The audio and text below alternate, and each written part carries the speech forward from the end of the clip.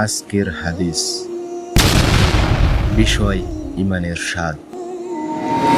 তিনটি গুণ যার মধ্যে থাকবে সে ঈমানের স্বাদ পাবে। সহিহ বুখারী। আসসালামু আলাইকুম ওয়া রাহমাতুল্লাহ। প্রিয় ভাই ও বোন, একটি প্রশ্ন দিয়ে শুরু করি। আমরা কি কখনো ঈমানের স্বাদ অনুভব করেছি?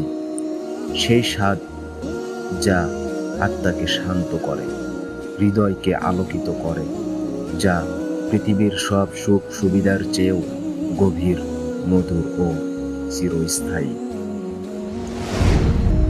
আমাদের প্রিয় নবী হযরত মুহাম্মদ সাল্লাল্লাহু আলাইহি ওয়াসাল্লাম বলেছেন, তিনটি গুণ যার মধ্যে থাকবে সে ঈমানের স্বাদ পাবে।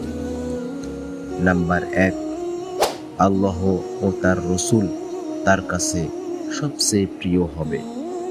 নাম্বার 2, কাউকে ভালোবাসবে শুধুই আল্লাহর জন্য। নাম্বার 3, গুনাহে ফিরে যাওয়া তার কাছে আগুনে পোড়ার মতো ভয়ানক মনে হবে। এই তিনটি গুণ আমাদের হৃদয়কে বিশুদ্ধ করে।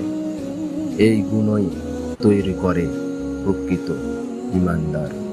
আসুন নিজেকে প্রশ্ন করি, আমার সবচেয়ে প্রিয় কে? আমি কি কাউকে নিঃস্বার্থভাবে ভালোবাসি শুধু আল্লাহর জন্য?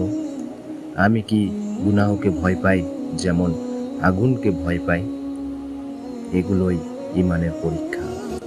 আর এই হাদিস আমাদের জীবনের দিক নির্দেশনা। হে আল্লাহ, আমাদের হৃদয়ে ঈমানের সেই মিষ্টি স্বাদ দান করুন। আমিন।